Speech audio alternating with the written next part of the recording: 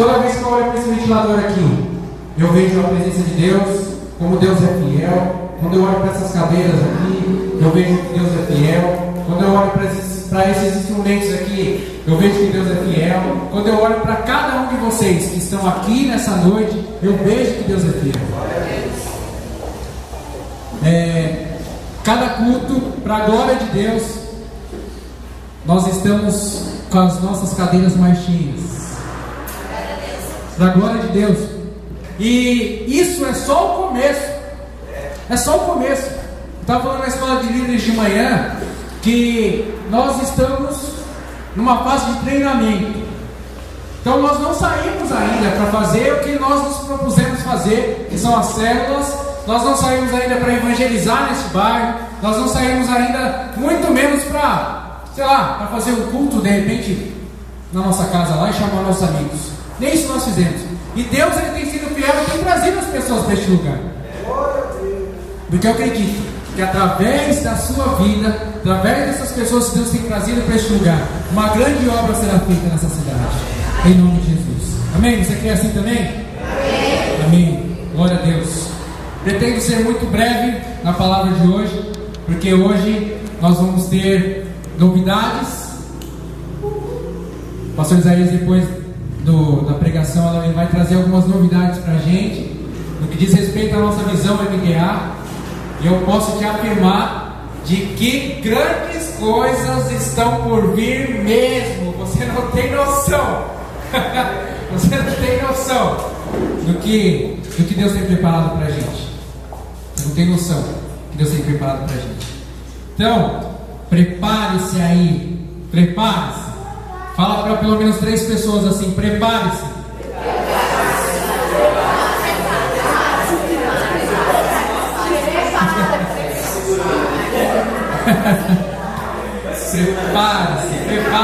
Prepare-se. Sabe de nada, inocente. Deus não te trouxe aqui por acaso. Deus não te trouxe para Shalom simplesmente para você ficar sentadinho aí na cadeira, olhando para a carinha linda do pastor Leandro.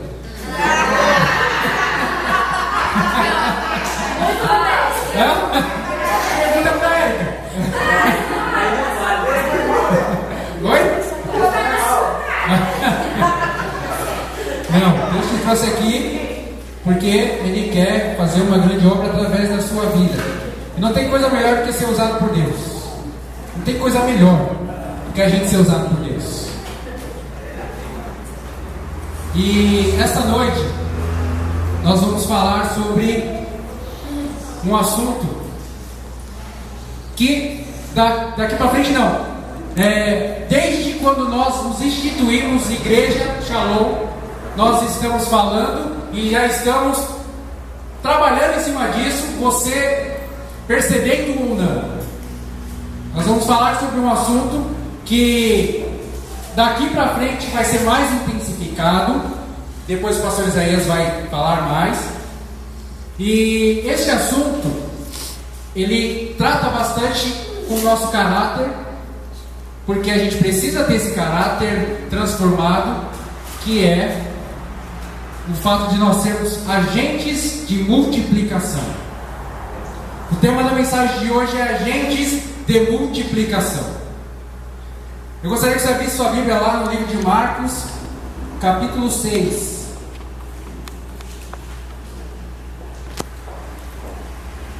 Marcos capítulo 6, a partir do versículo 30. Aleluia.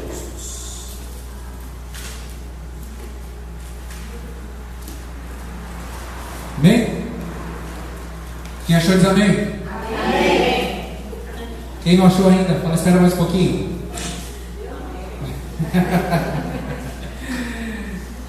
Diz assim o texto: os apóstolos ajuntaram-se a Jesus e contaram-lhe tudo o que tinham feito e ensinado.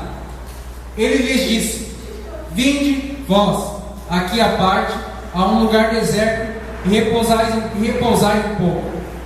Porque havia muitos que iam e vinham e não tinham tempo para comer. Então foram sós num barco para um lugar solitário. A multidão viu-os partir, e muitos os reconheceram e correram para lá a pé de todas as cidades e chegaram antes deles.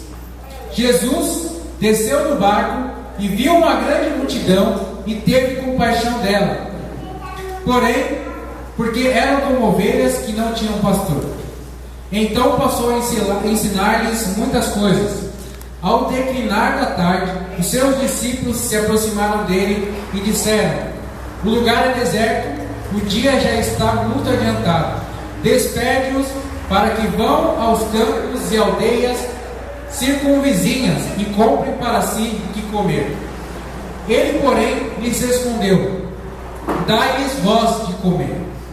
Disseram: iremos nós e compraremos 200 denários de pão para lhes dar de comer? Ele lhes disse: quantos pães tendes? Ide ver. E sabendo, eles responderam: 5 pães e 2 peixes. Ordenou-lhes que fizessem assentar todos em grupos sobre a relva verde. Assentaram-se em grupos de 100 e de 50. Tomando ele os 5 pães e os 2 peixes, levantou os olhos aos céus e os abençoou. E partindo os pães, deu-lhes aos discípulos para que os distribuíssem. Ele também repartiu 2 peixes entre todos. Todos comeram e se fartaram. E os discípulos recolheram 12 cestos cheios de pedaços de pão e de peixe. E os que comeram dos pães eram quase 5.000 homens. Baixe sua cabeça mais uma vez, em nome de Jesus. Pai amado, nós lemos a Tua Palavra, e a Tua Palavra é a verdade. A Tua Palavra, ela trata, Senhor Deus, a nossa vida. A Tua Palavra, Senhor, transforma o nosso caráter, transforma o nosso ser. Deus amado, em nome de Jesus, que a Tua Palavra nessa noite, Senhor, nos edifique. Que a Tua Palavra nessa noite, Senhor, nos ensine e nos leve, Senhor Deus, a sermos pessoas, agentes de multiplicação da Tua graça, do Teu poder, em nome de Jesus. Amém. Amém. Esse texto que nós acabamos de ler, ele conta a história da primeira multiplicação de pães e peixes. O texto diz que naquele dia comeram mais ou menos 5.000 homens daquela multiplicação de pães e peixes, sem contar mulheres e crianças. Então, não dá para ter ideia de quantas pessoas comeram ali. Mas 5 homens já é bastante gente, né? E ainda mais mulheres e crianças. Digamos que cada um tivesse um filho ali só, mais a sua mulher e um filho, já seriam 5.000 pessoas, 15.000 pessoas. 15.000 pessoas. Todos ali comeram e desfrutaram da bênção da multiplicação dos pães e peixes. E eu gostaria de tirar algumas lições deste texto para nós aprendermos nessa noite. Eu disse que nós somos agentes de multiplicação. Amém? Sim ou não? Amém. E antes de nós entendermos o que é ser um agente de multiplicação, nós precisamos entender que a matemática de Deus é diferente da nossa matemática. Fala para o seu irmão do lado aí, ó. A matemática de Deus é diferente da sua matemática, cabeção. Quem gosta de matemática aqui? Pô, até que tem bastante gente. O Dan, não pode falar que eu gosto, né? Engenheiro.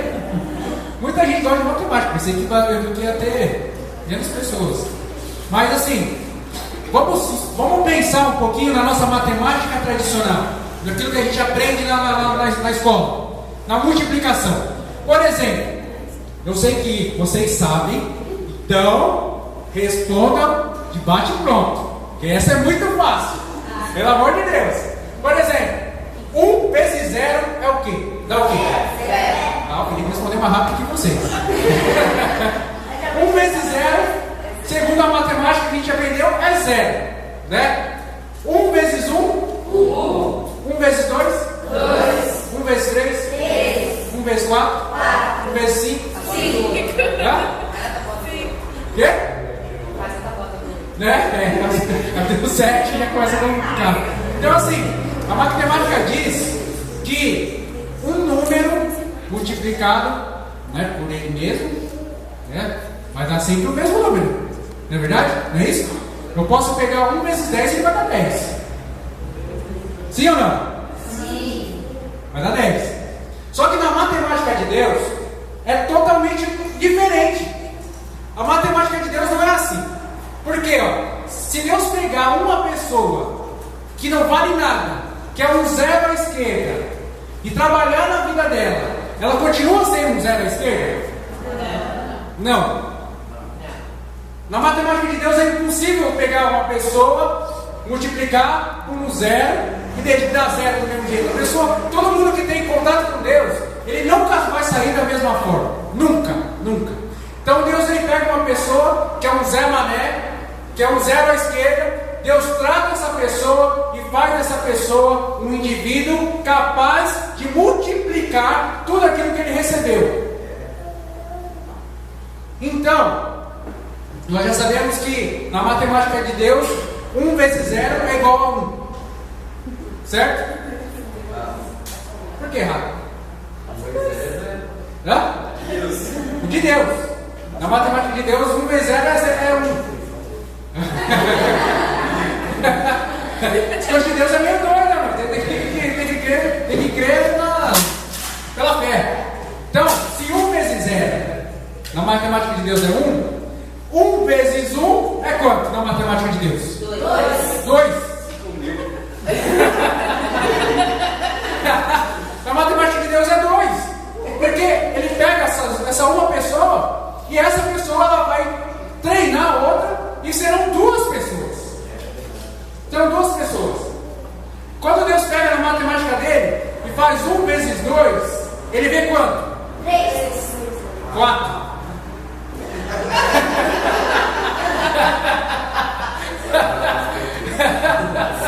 Por que 4? Porque ele pega aqueles 2 que foram treinados e esses 2 vão gerar mais 2. E aí por diante. Está entendendo o que eu quero dizer? Por exemplo, quando Deus pega. Agora eu quero ver. Agora eu quero ver. Quando Deus ele pega 8 pessoas, trabalha na vida dessas 8 pessoas. Quantas pessoas dá no final? 64. 8 vezes 8 dá 16? 64. 8 vezes 64. 64, gente. 64. Você está entendendo? Ó, Deus, quando Ele trata a vida de uma pessoa, Ele sempre enxerga naquela pessoa o potencial de ganhar pelo menos mais um. De passar aquilo que Ele tem feito na vida dele para uma outra pessoa.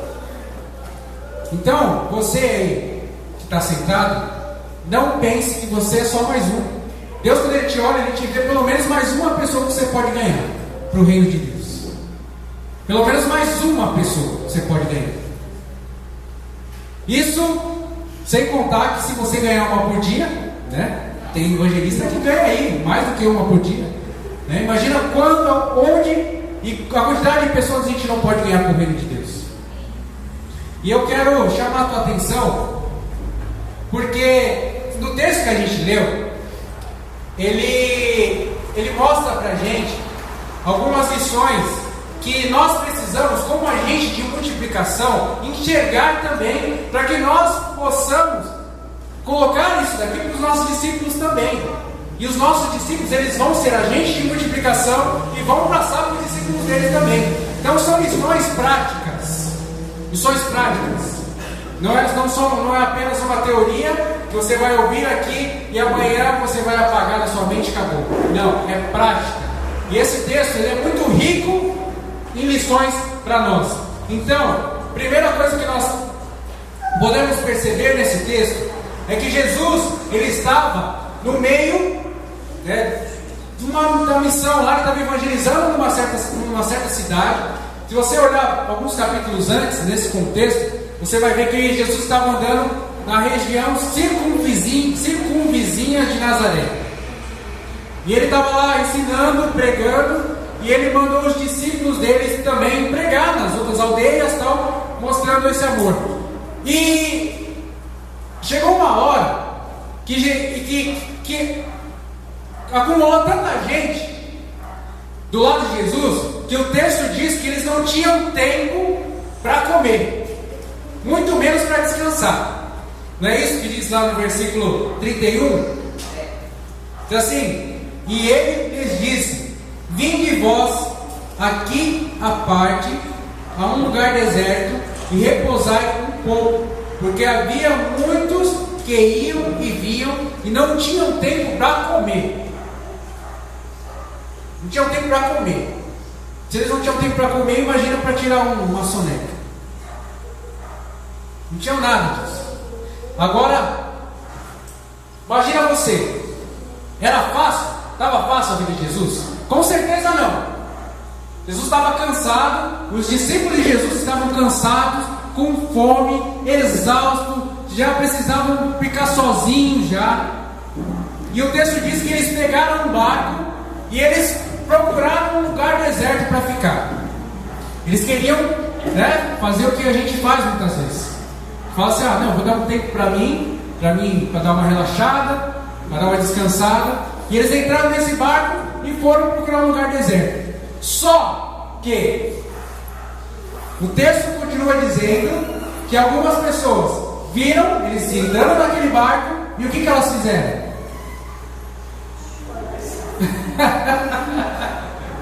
Essas pessoas viram Jesus entrando no barco, reconheceram e foram atrás de Jesus. Foram atrás de Jesus. Elas não estavam nem aí se Jesus estava cansado, se Jesus e os discípulos dele, os apóstolos, estavam com fome, se eles estavam exaustos, eles não estavam nem aí. Eles queriam estar perto de Jesus. Eles queriam estar perto de Jesus. Meu querido, isso vai acontecer com você também. Pode ter certeza que isso vai acontecer com você também. As pessoas que você vai ganhar para Jesus, as pessoas que você vai discipular, elas vão querer estar perto de você sempre. Sempre. Estando você cansado ou não, estando você com fome ou não, estando você exausto ou não, elas vão querer estar perto de você. E isso é uma bênção para a sua vida. Isso é uma bênção. A Bíblia não fala não, mas eu vou falar de mim. Leandro, quando está com fome, Leandro ele muda de personalidade. Ele muda de personalidade. Quando o Leandro está com fome e com sono, ele muda mais ainda. Mais ainda. E eu acredito que os discípulos, os apóstolos, eles também. Eles eram assim como eu e você. Inclusive, se você começar a ler os evangelhos, e eu te aconselho a ler os evangelhos, você vai ver que os apóstolos, eles eram como eu e você. Faziam perguntas nada a ver, tipo, tomavam umas patadas bem bravas também de vez em quando, porque falavam besteira. Eles eram igual eu e você. Então assim, eu acredito que eles, como eram igual eu e você, eles também, quando viram aquela multidão de pessoas, no mínimo, eles falaram, caramba, de novo, a gente não tem nenhum sossego, não tem nenhum minuto de paz, não dá nem para comer um pedaço de pão. Né? Será que a gente vai ter paz algum dia? Só que a Bíblia diz no texto que Jesus, no versículo 33,